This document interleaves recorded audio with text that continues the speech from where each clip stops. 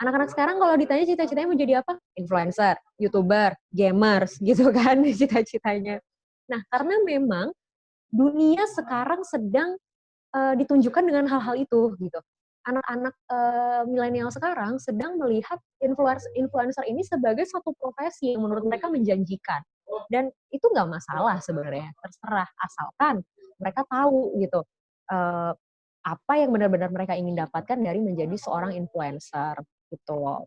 Ditambah kalau kita bicara soal media sosial, semua hal yang terjadi di media sosial itu seolah sekarang tuh diidealisasikan. Artinya seolah semua yang terjadi di media sosial itu adalah hal yang benar dan yang harus diikuti oleh banyak orang. Gitu. Makanya kenapa banyak sekali orang jadinya bergantung dan melihat media sosial itu segitunya. Oke. Sebenarnya sebahaya apa sih mental illness itu?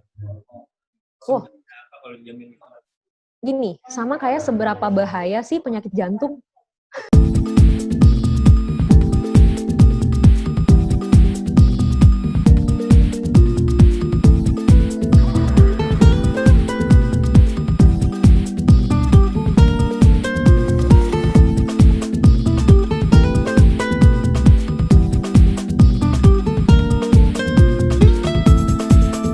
Oke Kak, nah kita ingin bahas lebih dekat lagi Pak untuk mental illness nih. Soalnya kan memang gimana ya, kalau kita lihat memang beberapa waktu, beberapa kali orang ngomongin mental illness gitu kan. Cuman kita pengen lebih tahu tentang mental illness itu apa sebenarnya gitu. Kemudian tentang definisi mental illness yang sebenarnya itu seperti apa gitu. Nah, mungkin Kak Indah bisa jelasin gitu Kak.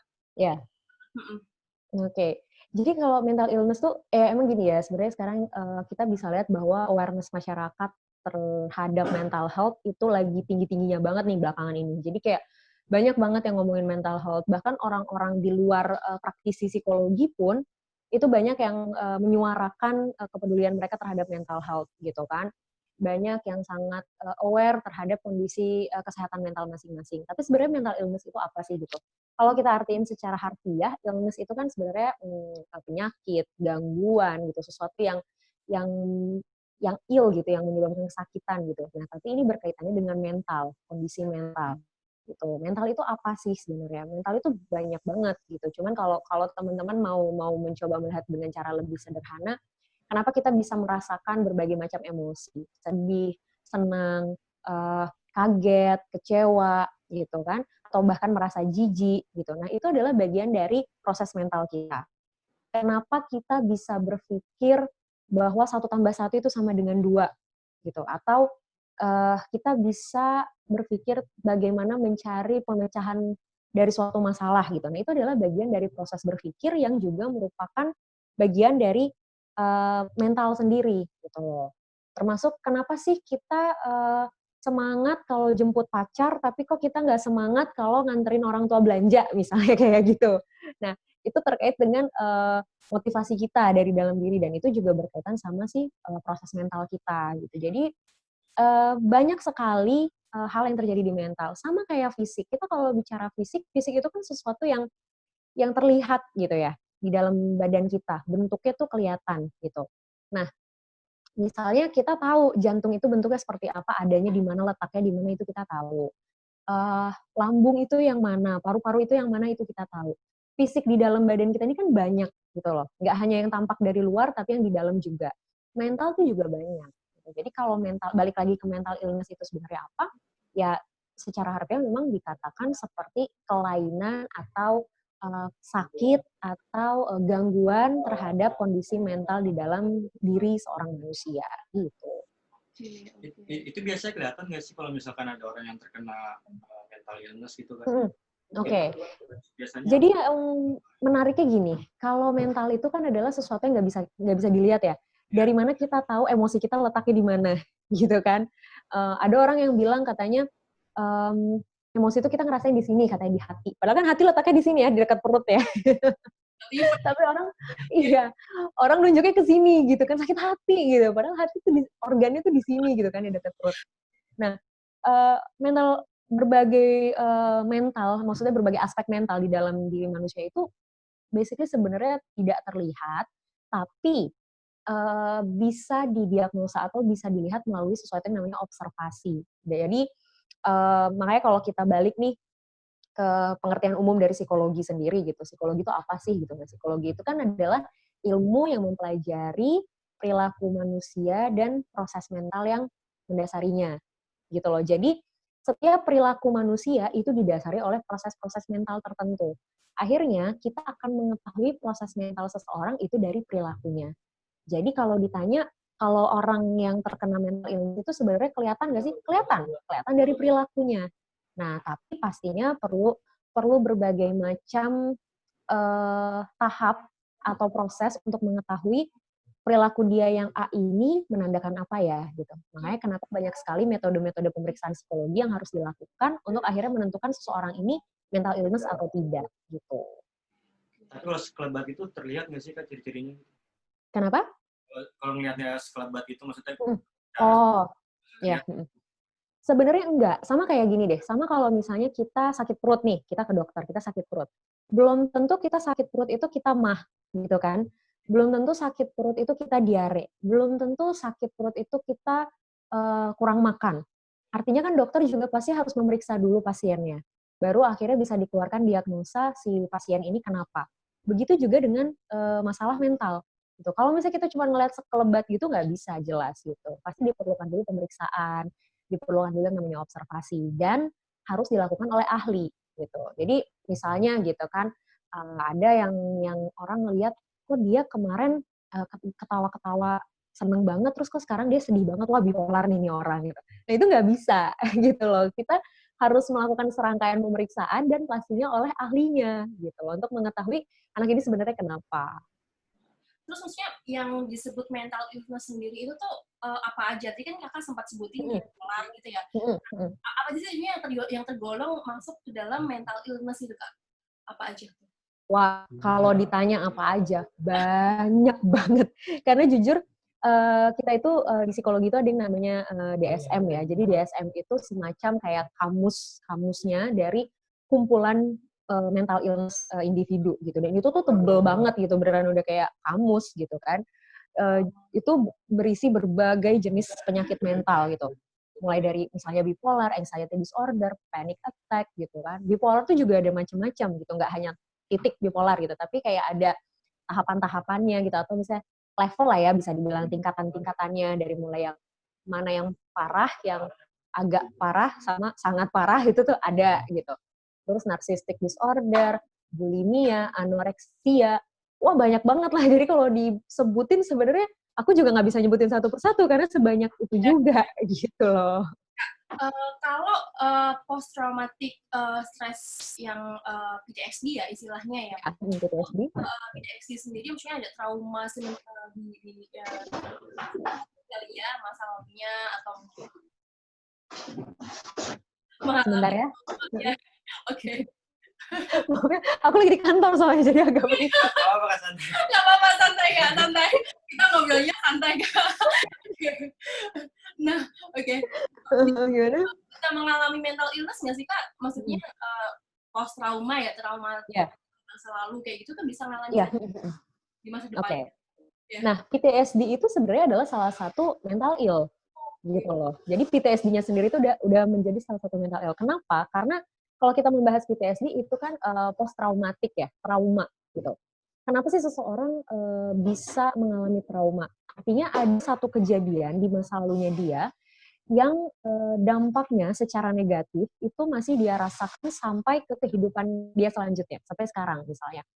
Bahkan kalau misalnya kita ngelihat secara episodenya ya, maksudnya secara jangka waktunya gitu. Kalau misalnya ada satu kejadian tertentu, dia ngerasa dampak negatifnya gitu. Terus setelah 6 bulan dampak itu masih dirasa, nah itu sudah masuk ke dalam golongan trauma gitu loh. Jadi dia belum kalau misalnya dia ketemu rangsangan yang kurang lebih sama, stimulus yang kurang lebih sama, dia akan keinget tuh sama kejadian-kejadian sebelumnya. Terus dia jadinya nggak bisa berespon secara positif atau secara umum terhadap kehidupannya dia sehari-hari atau aktivitasnya dia atau terhadap orang lain gitu. Jadi disebutlah sih PTSD tadi. Iya. delusi. Iya, iya. Ada kayak delusi gitu ya bisa jadi. Nah, kalau cara didik atau pengasuhan anak gitu ya orang tua ya sebenarnya nyambung juga sih di tadi apa namanya masa lalu gitu itu mempengaruhi nggak sih Kak? Ya, bisa iya, bisa tidak.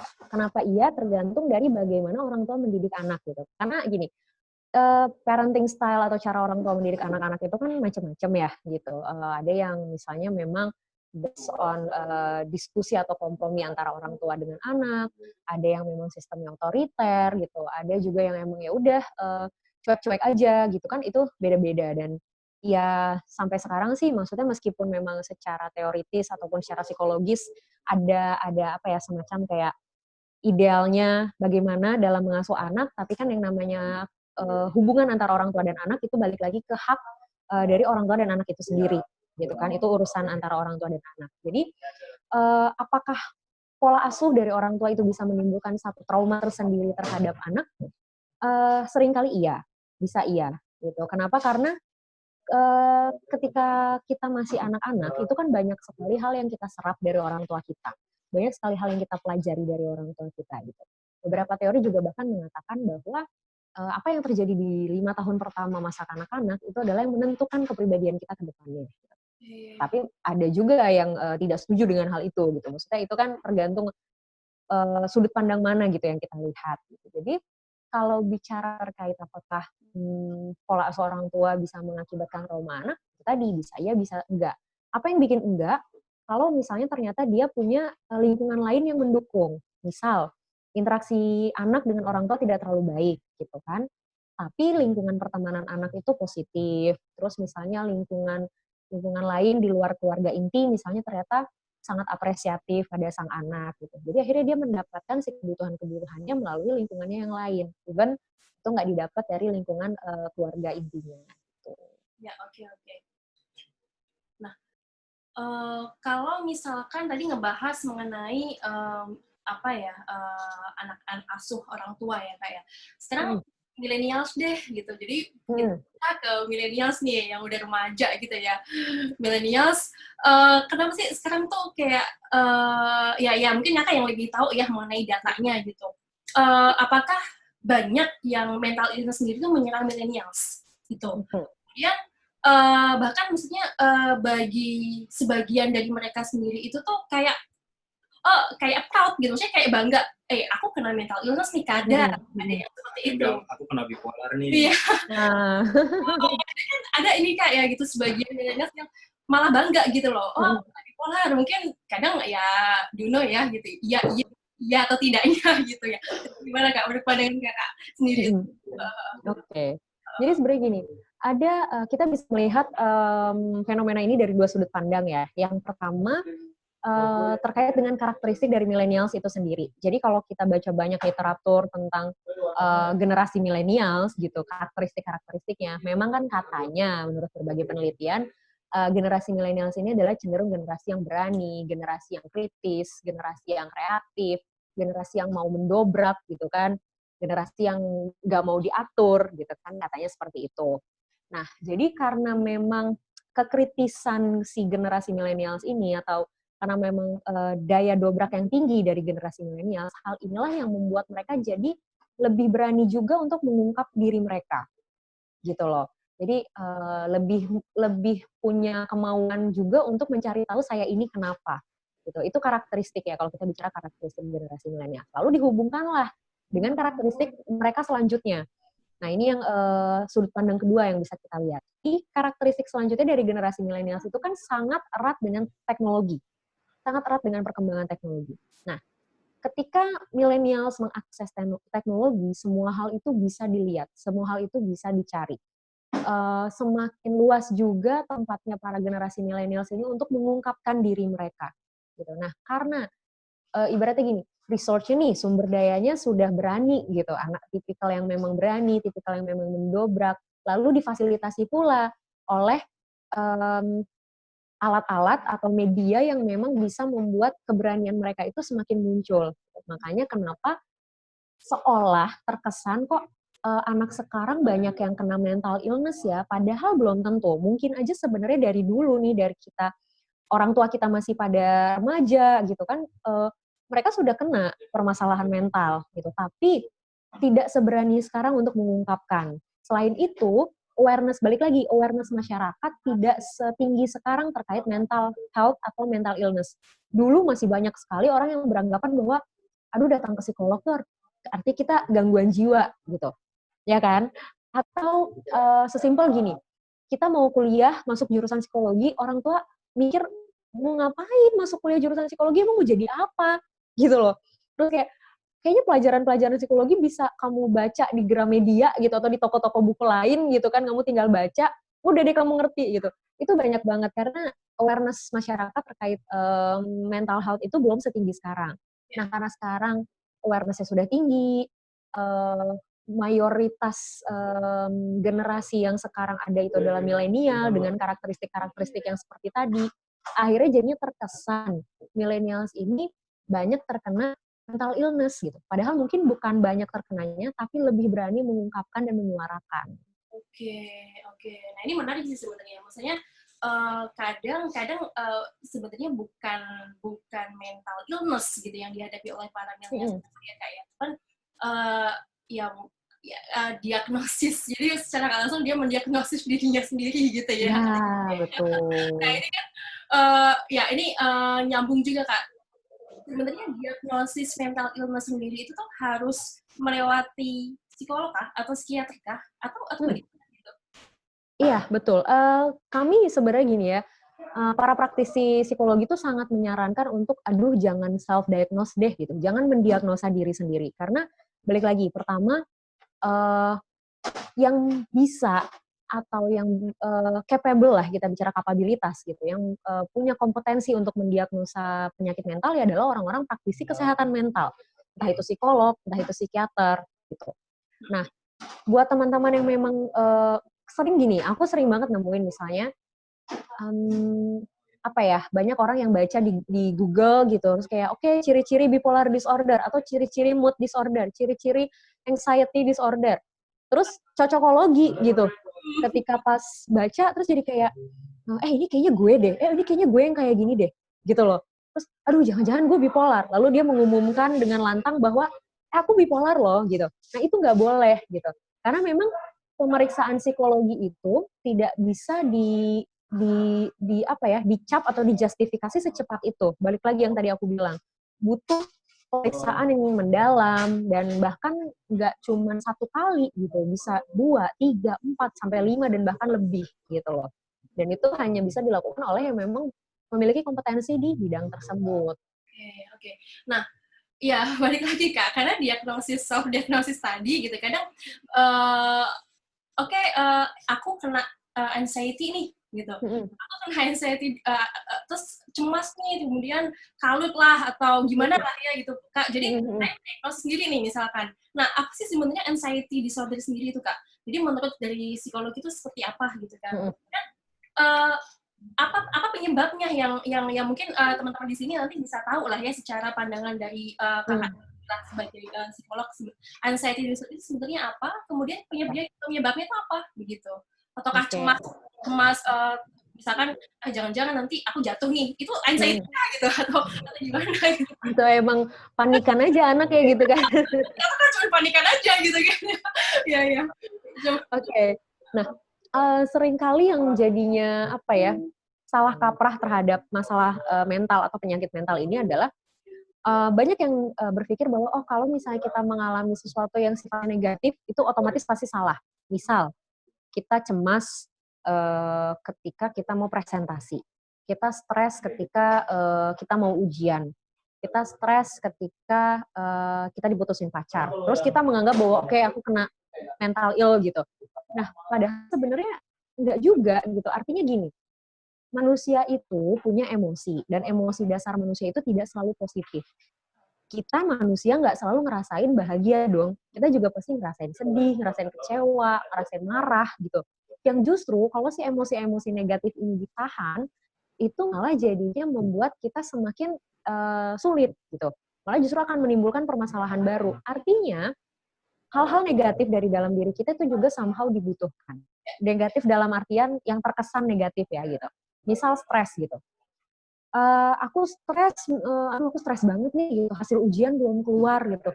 Aku kena penyakit mental nggak ya karena aku stres? Loh, justru pertanyaannya, kalau kamu nggak stres nunggu hasil ujian, itu yang dipertanyakan gitu. Orang ujian kok kayaknya santai-santai aja gitu misalnya. Atau kayak, iya gitu kan, atau kayak misalnya, apa, aku mau presentasi nih gitu. Aduh aku mau presentasi terus aku cemas banget, aku nih kenapa ya gitu, aku sakit mental ya gitu. Loh justru pertanyaannya kalau kamu mau presentasi tapi kamu nggak cemas, itu yang malah jadinya sesuatu gitu. Namanya presentasi itu kan sesuatu yang sifatnya menekan, sesuatu yang sifatnya, apa ya, menegangkan gitu loh. Jadi wajar banget untuk seseorang merasa stres, merasa cemas ketika menghadapi situasi yang menekan atau tidak tidak biasa atau penuh dengan ketegangan, itu wajar banget sebenarnya. Termasuk dengan anxiety disorder ini, kalau kita, balik ke term anxiety disorder. Anxiety itu kan kecemasan. Tadi aku udah bilang, kecemasan itu adalah hal yang justru harus dipunyai oleh setiap orang, gitu. Harus punya yang namanya perasaan cemas. Wajar banget teman-teman merasa cemas, tapi kalau si kecemasannya ini sudah mengganggu kalian secara personal atau misalnya mengganggu aktivitas sehari-hari, mulai merusak berbagai perilaku di dalam diri teman-teman sehari-hari, barulah itu masuk ke yang namanya disorder, masuk ke yang namanya gangguan gitu. Jadi sesuatu yang mengganggu itu atau gini, sesuatu yang disebut disorder itu adalah ketika berbagai hal yang kalian lakukan di aktivitas kalian sehari-hari itu sudah mengganggu kalian gitu. Kalian udah jadinya nggak nyaman beraktivitas, banyak hal yang jadinya berdampak negatif terhadap permasalahan kalian gitu kan. Itu baru bisa disebut dengan gangguan. Tapi kalau misalnya kalian stres nunggu hasil ujian, tapi kalian masih bisa makan banyak, kalian masih tidur dengan nyenyak, kalian masih bisa ketawa-ketawa sama teman-teman, itu fine. Itu adalah hal yang sangat wajar. Iya. Kalau dengan bipolar sendiri, artinya apa ya Kak, kalau bipolar? Oke, kalau bipolar sebenarnya mungkin banyak banget orang yang udah cari tahu ya tentang bipolar gitu, dan kalau googling juga maknanya sebenarnya iya itu gitu. Jadi bipolar ini sendiri kan memang adalah perubahan mood yang signifikan gitu terhadap seorang individu. Tapi aku mau menghimbau aja sih sebenarnya untuk milenial atau siapapun gitu. Jangan sampai situ doang bacanya gitu. Jangan cuman sampai perubahan mood secara signifikan udah titik gitu. Jangan sampai situ doang bacanya. Kalian harus baca dengan lebih jelas bahwa oke, perubahan signifikan ini apa loh gitu. Misalnya perubahan signifikan dalam bipolar itu yang dimaksud adalah yang spektrumnya itu benar-benar dari ujung ke ujung. Maksudnya dari ujung ke ujung yang artinya yang tadinya moodnya dari mania banget sampai akhirnya depresif banget. Toh pelakunya yang tadinya happy-nya tuh bener-bener nggak kekontrol sampai misalnya kayak buang-buang uang, belanja sana, belanja sini, impulsivitasnya sangat tinggi gitu. Terus tiba-tiba jadi depresinya sampai misalnya ada keinginan bunuh diri gitu. Nah, itu baru termasuk ke dalam si bipolar. Dan bisa dilihat juga rentang waktunya gitu. Jadi kalau misalnya ada yang suka bilang gini, hari ini aku tuh nangis banget gitu sampai nggak bisa tidur, tapi besok aku ketawa-ketawa gitu. Aku kayaknya bipolar. Nah juga gitu loh. Jadi memang harus dilihat secara lebih lanjut dan balik lagi jangan mendiagnosa diri sendiri gitu. Ya itu moody kali ya dia ya. Iya. Oke. Nah, kalau misalkan ada pengguna salah satu sosial media, tadi kan kakak sempat bilang ke sisi teknologi gitu kan. Ada mungkin banyak lah ya kak ya, misalkan di sosial media gitu, saat ini kan banyak yang mungkin as a influencer mungkin ya, dan apakah ya mungkin di masa naiknya dia lah ya gitu, mungkin berkhayal menjadi ada yang juga berkhayal jadi influencer sendiri gitu. Dan secara langsung atau nggak langsung itu kan ya star syndrome gitu atau narsistik secara berlebihan. Tadi kakak juga sebutnya di depan gitu. Apakah itu menurut kakak itu tuh kenapa si person ini gitu mengalami hal itu, kemudian apakah bisa sembuh nggak sih kak gitu, atau malah bisa semakin parah gitu kan, atau gimana itu Kak gitu. Oke. Nah, kalau bicara soal star syndrome, sebenarnya star syndrome ini bukan penyakit mental. Jadi star syndrome itu adalah satu topik yang digunakan untuk membahas satu fenomena tertentu. Sama seperti toxic people, toxic relationship, quarter life crisis gitu. Jadi ini tuh istilah yang digunakan, istilah populer yang digunakan untuk membahas satu fenomena tertentu. Supaya orang gampang aja gitu nyebutnya, misalnya kalau bahas toxic relationship udah ngerti, oh yang kayak gini, tanpa perlu ngejelasin panjang lebar apa itu toxic relationship gitu kan. Nah, pun begitu dengan star syndrome. Kalau misalnya dikaitkan star syndrome dengan narsistik, sebenarnya orang yang bukan influencer pun bisa aja kena narsistik. Jadi artinya tidak semua orang yang sering selfie di media sosial, semua orang yang selalu menganggap bahwa oh saya kayaknya cantik, oh saya kayaknya kelihatan bagus depan kamera, terus artinya narsistik. Enggak. Jadi harus dipahami bahwa ada batasan antara narsis dan narsistik. Oke. Gitu loh. Jadi orang yang narsis bukan artinya dia punya penyakit mental narsistik gitu, enggak gitu loh. Karena ya itu lagi, balik lagi gitu, narsistik ini sendiri memang harus dilihat atau ditinjau lebih jauh gitu. Kita harus melakukan pemeriksaan secara mendalam sampai kita bisa mendiagnosa seseorang terkena narcissistic disorder gitu. Dan balik lagi yang seperti tadi udah aku bilang, bisa aja orang yang kelihatannya kayaknya apa ya, followersnya misalnya dikit, dia tidak terlalu aktif di media sosial, tapi ternyata punya gejala narcissistic disorder gitu. Itu bisa aja gitu. Nah, cuman memang kalau bicara soal media sosial terkait dengan milenial sekarang, ya memang kan secara karakteristik juga mereka sangat akrab ya dengan media sosial gitu. Jadi memang wajar kita tidak bisa melepaskan anak-anak zaman sekarang lah ibaratnya dengan media sosial. Sekarang kayaknya mungkin kalau dulu ketika misalnya aku umur SMA lah misalnya atau SMP, aku masih punya waktu buat main sama teman-teman gitu kan. Kayaknya aku masih ngalamin tuh aku pulang-pulang sekolah hujan-hujanan buka sepatu gitu, lari-lari sama teman-teman tuh aku masih ngalamin gitu. Kalau sekarang kan semua pasti fokusnya ke gadget gitu kan, fokusnya ke teknologi ya. Kita nggak bisa menyalahkan juga karena memang perkembangan teknologi sudah sepesat itu gitu. Nah, kenapa banyak sekali akhirnya jadinya apa ya, anak muda yang punya cita-cita sebagai influencer. Itu iya memang aku dulu kayaknya kita kalau ditanya cita-citanya mau jadi apa, oh jadi dokter gitu kan, jadi guru gitu, jadi apa misalnya jadi pilot atau apa gitu, polisi gitu kan. Nah, anak-anak sekarang kalau ditanya cita-citanya mau jadi apa? Influencer, YouTuber, gamers gitu kan cita-citanya. Nah, karena memang dunia sekarang sedang ditunjukkan dengan hal-hal itu gitu. Anak-anak milenial sekarang sedang melihat influencer ini sebagai satu profesi yang menurut mereka menjanjikan.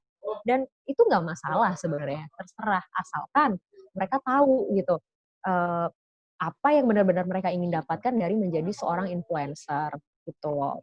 Ditambah kalau kita bicara soal media sosial, semua hal yang terjadi di media sosial itu seolah sekarang tuh diidealisasikan. Artinya seolah semua yang terjadi di media sosial itu adalah hal yang benar dan yang harus diikuti oleh banyak orang.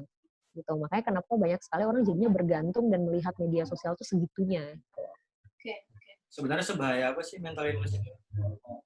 Wah, Apa kalau dijamin? gini, sama kayak seberapa bahaya sih penyakit jantung. Gitu. Sama kayak gitu. Kalau kita bicara soal bahaya, jelas bahaya. Karena gini, banyak orang yang sering memisahkan antara mental dan fisik ya gitu. Jadi kayak orang mikir, orang ngerti gitu, oh jantung itu bahaya, diabetes itu bahaya, kolesterol itu bahaya, asam urat, rematik itu bahaya. Banyak orang yang ngerti gitu. Tapi ketika bicara soal mental, seberapa bahaya sih mental illness? Nah, padahal kenyataannya, kalau mental kita udah kena, mental kita udah bermasalah, itu pasti akan berdampak juga pada fisik kita gitu. Begitu juga sebaliknya. Kalau misalnya fisik kita bermasalah, pasti akan berdampak pada kondisi mental kita. Jadi kalau ditanya seberapa bahaya sih mental illness ini, bahaya. Karena dampaknya bisa berdampak langsung pada fisik kita, pada aktivitas kita sehari-hari, pada keberlangsungan hidup kita, baik di lingkungan sosial kita, lingkungan kerja, ataupun lingkungan yang lainnya. Oke. Oke, Kak. Kalau begitu, Kak, maksudnya dampaknya kan kita udah dengar dari Kakak tadi kan, maksudnya akan sangat besar sekali gitu kan dampaknya. Ya. sehari-hari kita dan juga terhadap activity sehari-hari ya. Nah, sebenarnya gimana sih cara yang tepat untuk mencegahannya, Kak? Jadi kalau tadi apakah ya penyebabnya tadi kamu udah jelaskan, gitu kan? Sebenarnya apa ya pencegahannya tuh seperti apa gitu buat apa namanya millennials lah dan semua yang apa ya di kehidupan sehari-hari kita gitu kan? Iya, oke. Sebenarnya gini, kalau kita bicara soal pencegahan, gimana supaya kita tetap mental well-being ya, bisa dibilang gitu. Jadi kayaknya tidak ada permasalahan apapun terkait mental gitu. Itu juga sebenarnya pencegahannya bisa macam-macam ya. Maksudnya macam-macam di sini adalah kadang-kadang nih, ada orang yang justru terlalu berpikir untuk mencegah, malah jadinya malah kena. Bayang nggak sih maksud aku? Jadi kayak saking takutnya dia kena, malah jadinya dia kena gitu. Karena apa? Karena memang dia sudah apa ya? Sudah terlalu berpikir terlalu banyak, berpikir terlalu panjang terhadap hal-hal yang belum tentu terjadi gitu. Itu pertama gitu loh. Nah, kedua bagaimana supaya kalau gitu kita nggak mental ill ini? Yang pertama jelas kita memang harus bisa memahami dulu diri kita sendiri gitu. Kita harus bisa mengenali diri kita sendiri. Karena kalau kita sudah bisa kenal sama diri kita sendiri, kita jadinya tahu kadar kita. Gitu loh. Kita tahu kadar kita tahu sekarang tuh keadaan kita seperti apa ya. Gitu. Misalnya gitu kayak sekarang nih, aku tahu nih, oke, aku dari jam 9 misalnya udah kerja gitu. Terus sekarang aku ketemu teman-teman, berarti nanti pulang kayaknya aku nggak ngambil kerjaan lagi deh gitu. Karena aku harus istirahat gitu. Kalau aku ngambil kerjaan lagi, aku pasti akan capek, kalau aku capek mood aku pasti akan berantakan. Nah, itu adalah bentuk dari aku kenal sama diri aku sendiri dan aku tahu kadar aku gitu. Itu yang bisa menjadi mencegah teman-teman untuk tetap berada di posisi atau di state yang well gitu, baik-baik aja. Tapi kalau kalian aja nggak kenal sama diri kalian sendiri, nggak tahu kadar kalian, terlalu memaksakan, nge-push diri kalian terlalu keras, nah itu yang bisa menjadi pemicu awal dalam masalah mental illness itu.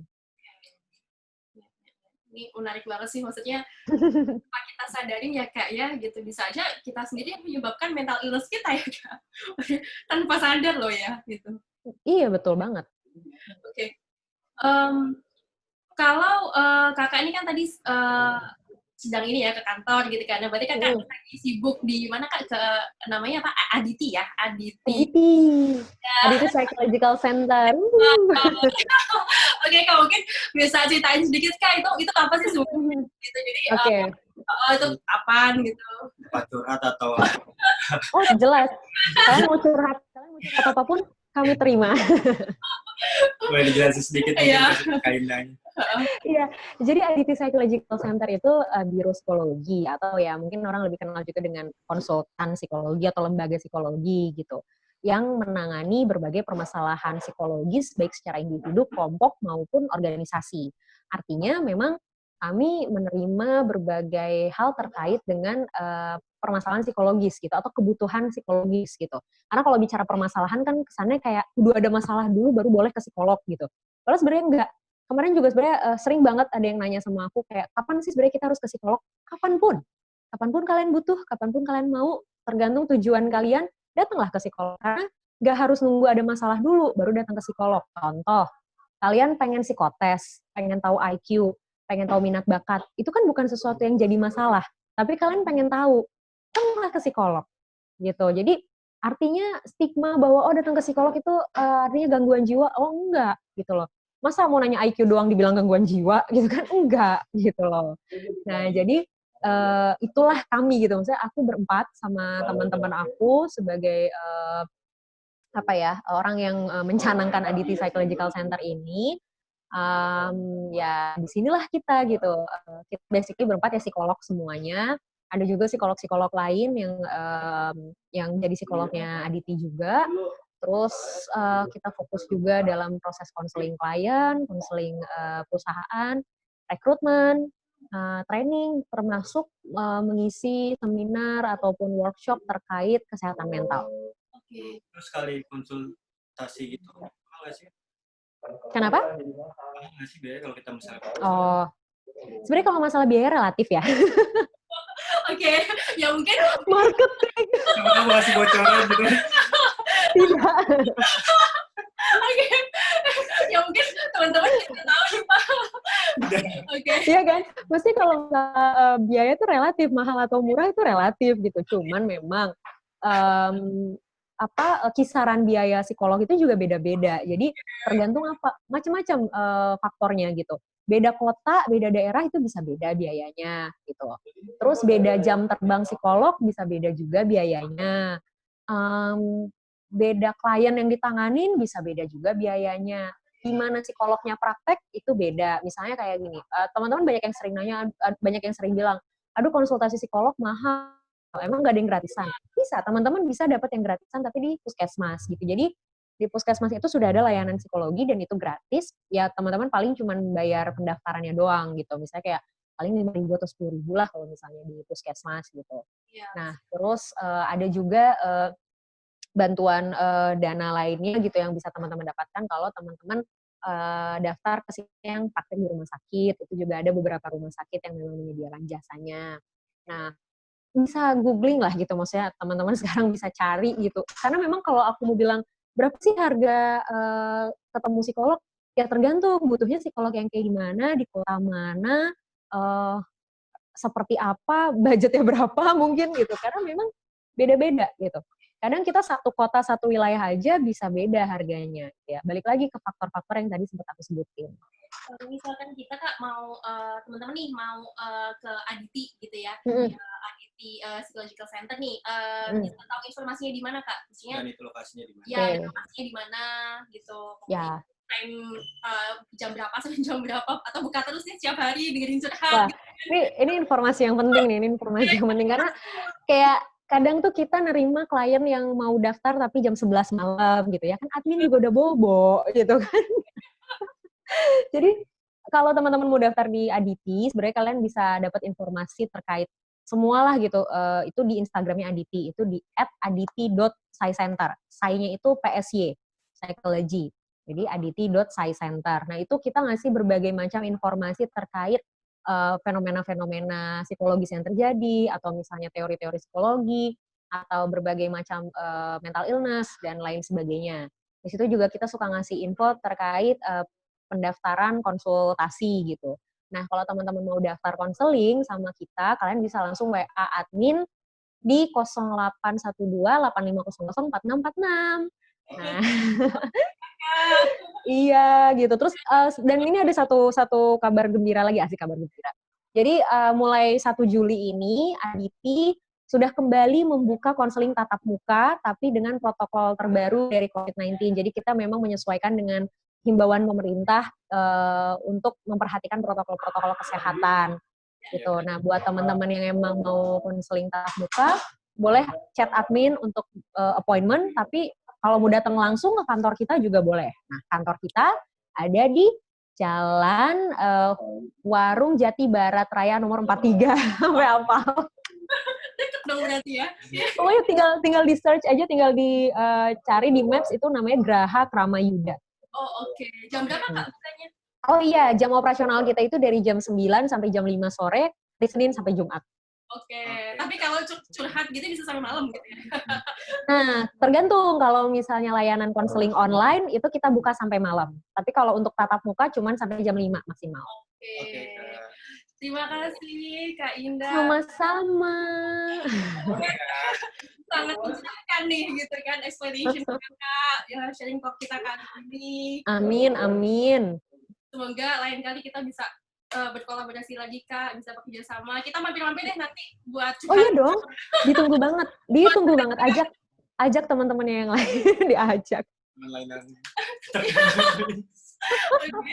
Yang ngerasa pingin curhat ya Kak ya? Iya benar. Oke Kak, terima kasih banyak. Sehat selalu. Thank you juga. Terima kasih untuk Ima sama Ferdian, thank you banget ya.